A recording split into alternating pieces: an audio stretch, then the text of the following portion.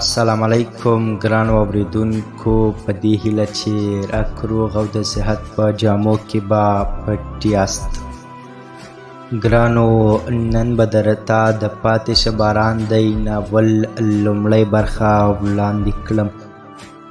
کتاب نوم دی پاتې شه باران دی او لیکوال هم مصطفی سالک. داسې ورځ به کمه راتله چې زه د ټولګي ته راشم او د هغې سندره دې ونورم. هغې به هره ورځ سندره ویله، په پیل کې خو به د هغې پر شونډو موزن کلمات زما لپاره یوه عامه سندره وه، خو د وخت په تېرېدو د هغې سندرې زما لپاره یو نوی خوند پیدا کړ. زما احساسات به یې داسې په لړزه راوستل لکه د غره ویاله چې به خپله نرمه او غلې سندره د خپلو غاړو نازک واښه په نڅا راولي. زموږ ټولګی هم عجیبه و، باسه چې د ښوونکي سترګې به پناه شوې، هر څه به بدل شول. په یوه کونج کې به یې داسې شور ماشور لکه د مني په ماښام کې چې چینچڼې د ځنګله په ونو کې چڼېدل د خپل ژوند یوازینی مقصد ګڼي. خو په بل کونج کې به د څانګې غلې سندرې سړي ته د څېړیو په پاڼو کې د نرمې هوا له نڅا پیدا کېدونکې نغمه یادوله. بیا به چې استاد راغی، په صنف کې به د سهارنۍ شپې خاموشي خپره شوه او ټول زده کوونکي به په خپلو څوکیو کېناستل. نو زما ذهن به د ماضي په لور ګام واخیست او پر هغو شیبو به تم شوم چې څانګه د لومړي ځل لپاره زموږ ټولګي ته راغلې وه. زموږ ښوونځی پېښور ښار سره نږدې و. نور کړه وړه یې د افغان مهاجرینو د عام ښوونځي و، خو بس دومره خبره وه چې نجونو او هلکانو به په ګډو ټولګیو کې زده کړه کوله. د ښوونځي ښکلې او پخې ودانۍ ګڼې خونې درلودې، خو زموږ د ټولګي کوټه خامه وه. کله چې د زده کوونکو او ټولګیو شمېر ډېر شو، ادارې په عاجله توګه دا کوټه جوړه او زموږ په برخه ورسېده. ښه مې په یاد دي چې په هماغه ورځ ښوونکي تازه له کوټې وتی و. اسمان شړکن د باران په رګونو کې د برېښنا شوخې جلوې شیندلې، او چې د تندر ګړز به شو نو ځینې شوخې نجونې به په هیبتناک ډول یو بل ته غاړې وتې او څرګنده به یې کړه چې ګنې تندر وویرولې. ځینو به په غوږونو کې ګوتې منډلې. زمرک ورغږ کړ چې ځینې تاریخ پوهان په حقه پښتانه بني اسرائیل ګڼي. هغوی به هم د تندر د غورځېدو پر وخت د مرګ له ویرې په غوږونو کې هم ستاسو په څېرې ګوتې ورکولې. او چې باران زور واخیست، نه د ټولګي چت څو ځایه په څڅېدو شو. بیا نو شوخو نجونو ته خدای ورکړه، د ځانونو سره راوړي چترۍ یې په سرونو ونیولې او په ټولګي کې ښکته پورته کېدل یې پیل کړل. په همدغه ګډوډۍ کې یو ناڅاپه د لیسې سرمعلم راننوته چې تر شا یې یوه لنده ښایسته جینۍ هم ولاړه وه. حیا یې له رخسارونو په ورېدو او په خپل لامده څادر یې د خپل بدن د هغو برخو د پټولو هڅه کوله چې د جامو د لوندوالي له کبله یې د ځوانۍ مرموز نمایش کاوه. سترګې یې ځلېدې او له زلفو یې د باران څاڅکي ورېدل، کټ مټ هماغسې لکه د ستورو له شپې چې پرخه ووري. جینۍ ښکلې او جذابه وه، ځکه خو ټولو هلکانو په تږو سترګو ورکتل. سرمالي مې وویل دا جنۍ څانګه نومیږي، کړه او ځانګړتیاوې د روایتي کلیوالې پیغلې بریښي، خو زده کړه یې همدلته په پېښور کې کړې ده. په اصل له دې ګړۍ دا ستاسو ټولګي ملګرې شوه، پرې به پام کوئ، زړه به یې نه ماتوئ او په درسونو کې به ورسره مرسته کوئ. خدای دې وکړي چې د ادارې دا هیلې پوره کړئ. دا یې وویله او جینۍ یې پرېښوده. زما تر څنګ چوکۍ تشه وه، راغله او کېناسته. دا چوکۍ د زرینې وه، په هغه ورځ نه وه راغلې او چې سبا راغله پښه یې ورته پرېښوده. څانګه کېناسته. په ټولګي کې بیا خبرې پیل شوې، خو څانګه چوپ ناسته وه.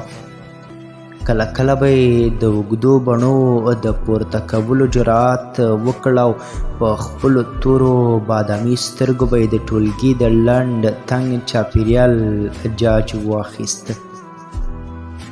هر څوک به چې ښوونځي ته نه وي راغلل هفته نیمه به غلي ول، خو بیا به له شوخۍ نه زړو شاګردانو امان نه غوښت. خو څانګه داسې ونښته، د وخت په تېرېدو یې خپله خاموشي وساتله. بس هر سهار به یې د ټولګي نجونو ته په تت آواز سندره ویله.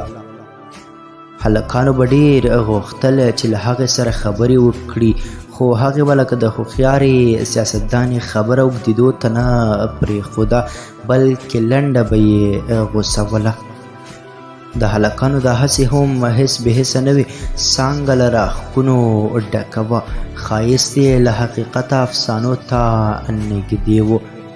نري شونډو سرخي تازه غوړېدلې غوټۍ ته پاتې کېده، او چې مسکا به پرې خوره شوه تشبیه موندل یې ناشونې برېښېده. بنده ویل چې بس ورکتی مې. په څېره کې یو عرفاني راښکون صحرایي غاړه، نرۍ ملا، هوارې هوارې نرۍ سپینې ګوتې، بس د فطرت د تناسب او توازن غوره بېلګه وه.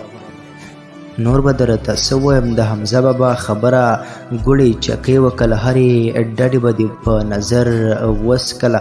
خوږه وه او زلفې داسې تورې اوږدې او درنې وې چې څه یې درته ووایم. زرینې به کله کله په شوخۍ سره ورته ویل ظالمې، دا غرونه غرونه زلف به دې اوږې ماتې کړي، او نرۍ ملا ته خو دې لوی ګواښ دی. زه به یې در سره ګرځوم او دا به یې ورته ویل. د څانګې زلفې به یې پر خپلو اوږو خورې ورې کړې او داسې په کړس کړس به یې وخندل لکه ځوانه برېښنا چې د ګرو وریځو لاندې غځونه وکړي. د څانګې څوکۍ که هر څو زما تر څنګ وه، خو په کومه ورځ به مو چې د جغرافیې ساعت درلود، کله کله به یې زما پر لور سترګې راواړولې.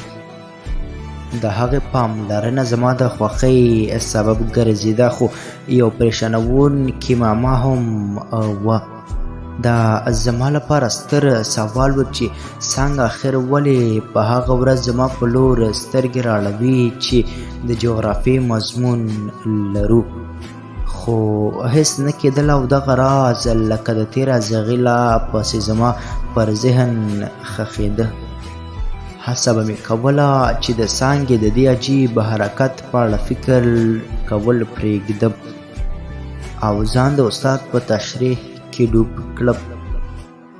کله به په دې هڅه کې پاتې رالم او کله به بریالی کېدم، خو چې ښوونکی به نه و ځان به مې بل راز مشغولاوه.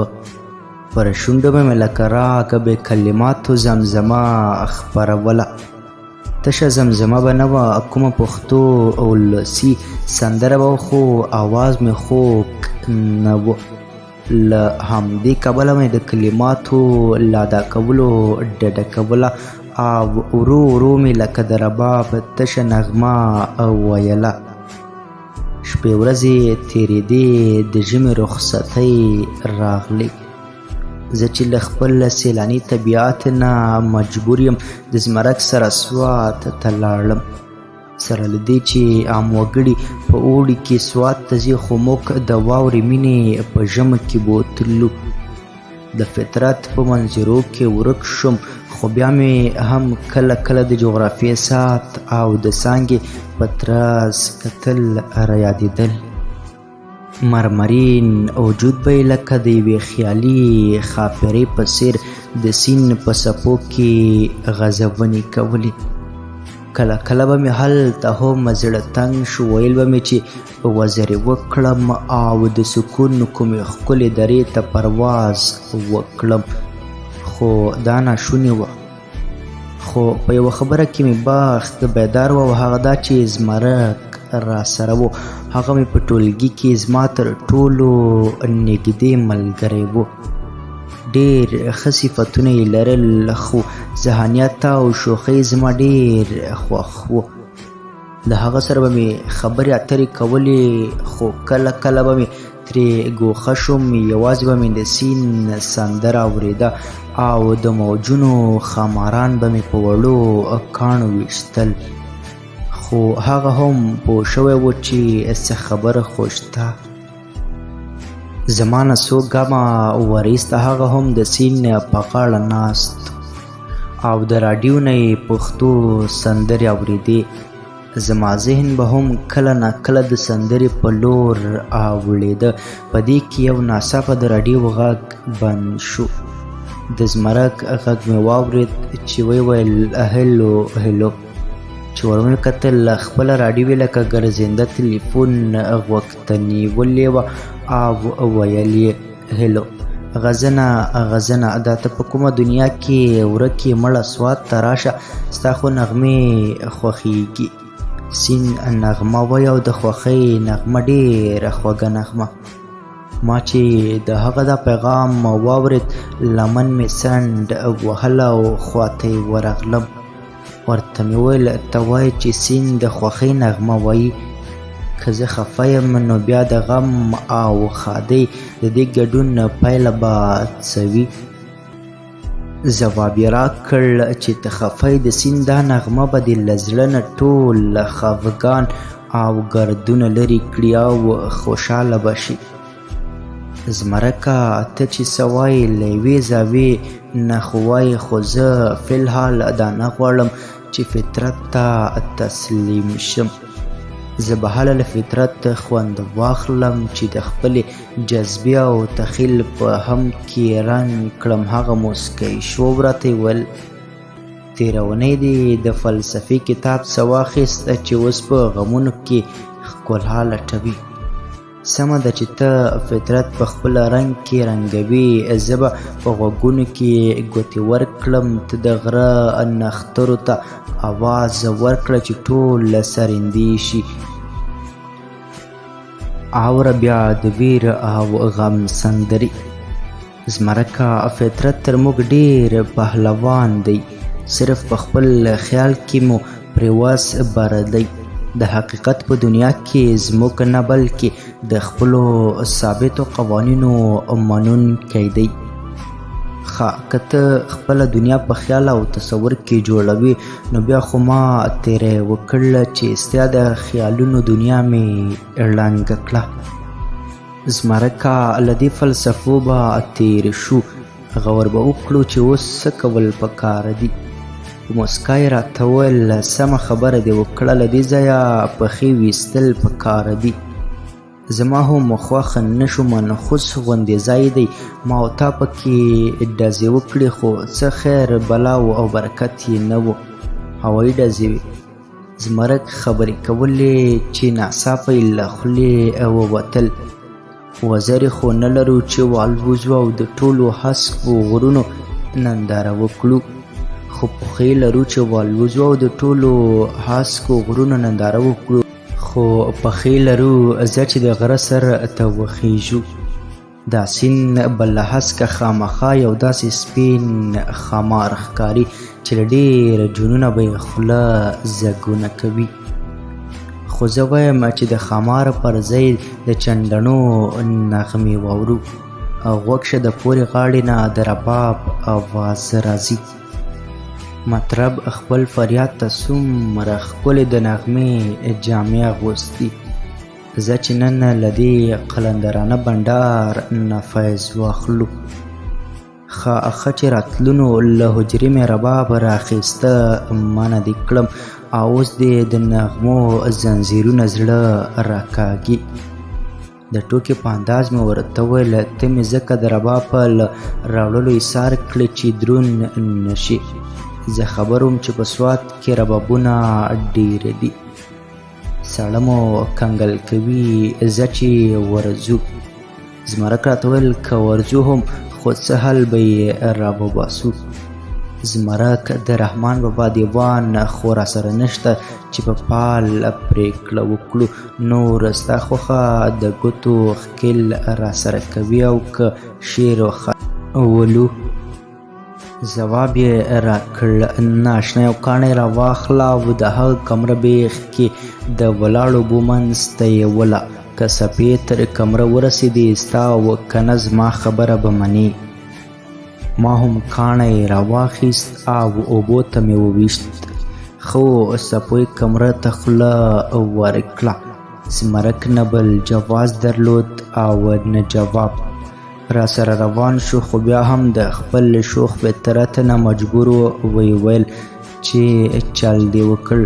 خو زه خیر دې ما درته د کاڼي وویل تا د نر زوی هم داسې درنده راواخیسته چې په عمر به دې نه وجي کړی. هسې نه نوم یې درته ویستی وي. په خندا مې ورته ویل نه زه بیخي روغ رمټ یم. چابک د رباب په محفل ته درځه. په دې خبره ما او هغه دواړو په خندا شو او د رباب بنډار ته ورغلو. بنډار ښکلی و، کلیوال سیلانیانو لویه کېږدۍ لګولې وه. د رباب او منګي غږ په غرونو کې داسې انعکاس کاوه لکه ټول فطرت چې سندره وایي. د کېږدۍ په منځ کې اور بل و او څڼورو زلمو ترې د اتڼ زنځیر تاو کړی و. حیران خو هغه وخت شوم چې زمرک رباب په غیږ کې ونیوه او یو ځل بیا له سره د سوات غرونه له نغمې وپنځول. بنډار پای ته ورسېد. د هوټل پر لور رهي شو. زمرک ته مې ویل اشنا هره ورځ به دې رباب کوه. نن مې ومنله چې په زړه کې دې جوش او په ګوتو کې دې کوډې دي. زړه خو مې غواړي چې پاس له ننه د ادم خان وبولم. نه نه اشنا ډېر پام به کوې. زه د وخت له درخانیو ډېر ویرېږم، بلکې ډېر زیات. همدا خپل نوم زمرک مې په سر سترګو قبول او منظور دی. ما ته به رباب را زده کړي، خو هله چې درخانۍ پیدا کړي. بس داسې وګڼه چې در مې موندلی او خانۍ ته لا ورځې پاتې دي. مطلب دا چې د رباب تنه دې موندلې خو تارونه ورخېژول یې پاتې دي. خو ګوره کله چې ما د خیال جان استاد نه رباب زده کول پیل کړي وو ګوړه مې ورته ایښې وه، په داسې حال کې چې درخانۍ مې هم نه درلوده. ته خو یې درخانۍ لپاره زده کوې، په ګوړه کار نه کېږي. د شاتو بوتل به راته راوړي. بنده ته منظور ده. ښه اوس دا راته ووایه چې درخانۍ بیبي چېرته ده؟ دا به درته ووایم خو هله چې رباب را زده کړي. زمرک موسکی شو، ویل یې څه ده د انتظار غر به هم پر اوږو واخلم. پوره استاد یې مجبور یم چې اوس ژر تر ژره درته رباب در زده کړم. دا کار خو در په غاړه دی، خو زه چې اوس هوټل ته ځو. د هوټل کوټې ته چې ورننوتو زمرک په خپل کټ کې وغځېده او ما تلویزیون روښانه کړ. ایله مې ورسره پام اوښتی و چې زمرک په کټ کې اړخ بدل کړ او راغږ یې کړ. غزنه او غزنه ځواب مې ورکړ هن بیا دې څه په زړه راوګرځېدل. حاسمه ویل چې خوشحال بابا پیژنې او که نه؟ هو څه ناڅه خو یې پیژنم، خو دلته د خان موصوف یادولو ته څه اړتیا وه؟ اړتیا دا ده چې دا مهال زه او ته دواړه په سوات کې یو او خان بابا د دې سیمې په اړه د سوات نامې په نامه منظوم کتاب لیکلی دی. یو دوه بیته یې راته یاد دي. تر کابل نه یې هوا د اوړي ښه ده، د کابل هوا ترخه د ده خوږه ده. په هوا کې د کشمیر په آب و رنګ دی، حیف دا چې کشمیر آرت او سوات تنګ دی. زړګیه زه چې لومړی ځل سوات ته راتلم د پښتو له ښوونکي مې سوات نامه اخیستی و او د وخت له سواته مې ځان خبر کړی و. پاتې شوه دا خبره چې خوشحال بابا د سوات او کشمیر ترمنځ ورته والی لیده. نو ما خو کشمیر نه دی لیدلی، خو چې خوشحال بابا وایي خامخا به همداسې وي. ته یې منه، خو زه د خوشحال بابا په جغرافیه پوهنه شک لرم. نه منم چې د سوات هوا دې تر کابله خوږه وي. ګوره ګیلمن کېږه مه، 4 موسمه دي. خوشحال بابا وایي چې په اوړي کې د سوات هوا د کابل هوا خوږه وي. معنا دا چې په نورو موسمونو کې د کابل هوا په شاتو لړلې وي. په دې خبرو زه او زمرک دواړه په خندا شو او بیا مو سره پرېکړه وکړه چې د جغرافیه پوهنې په اړوند په همدې خبرو خبرې پای ته ورسوو او د خوب جزیرې ته د تللو هڅه وکړو. خو داسې نه شوی کېدی. د جغرافیې په اړه دومره ډېرو خبرو ټولګي د جغرافیې ساعت څانګه او د هغې پترس کاته رایاد کړي وو. زمرک ویده شو، خو زما به د څو شیبو لپاره ایله سترګې ورتلې. سحر شو او غرنیو مرغانو په خپلو نغمو سره د لمر د لومړیو وړانګو هرکلی وکړ. موږ چای وڅښل، له هوټل له پیسو بیل مو ورکړل، بکسونه مو ګوته کړل او د پېښور د موټر اډې ته روان شو. پر لاره مو د شنو غرونو، سیند، مرغانو، ځناورو، سیلانیانو او غرنیو وګړو ننداره وکړه. د واورین سوات د غرونو څوکې داسې برېښېدې لکه چې پیغلو ځانونه د سپینو زرو په پرېمانه ګاڼو سنبال کړي وي. یو ځای موټر ودرېد، ماشومانو رامنډې کړې، د دنداسې ګېډۍ لرلې.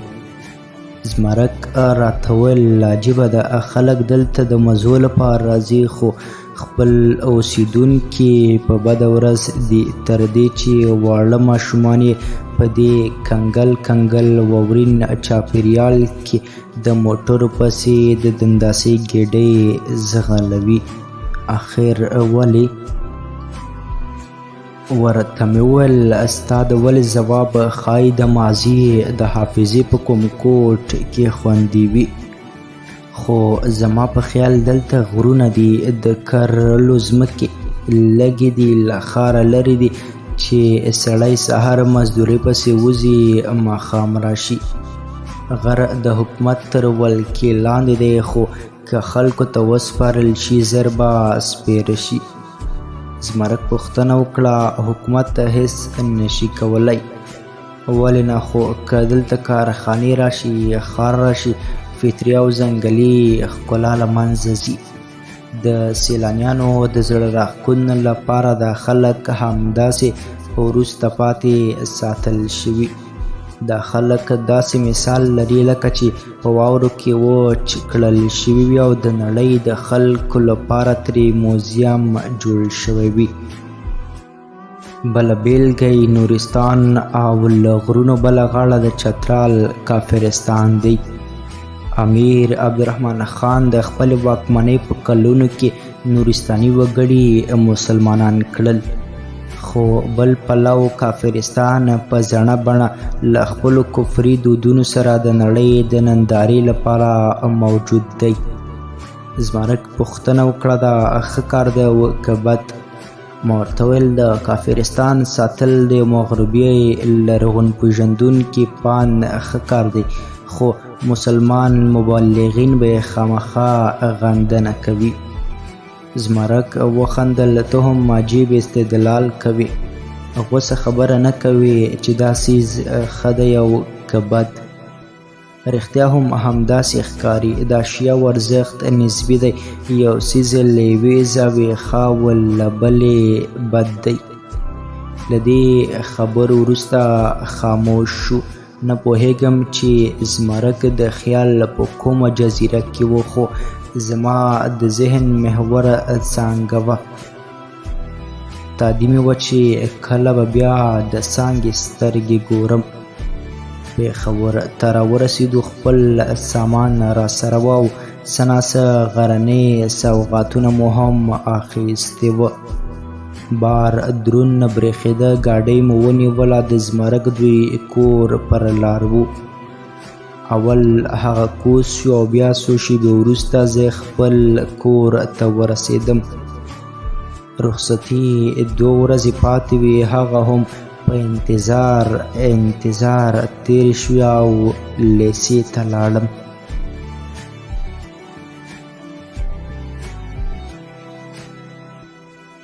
ګرانو اورېدونکو، د پاتې شه باران دی ناول لومړۍ برخه همدومره به.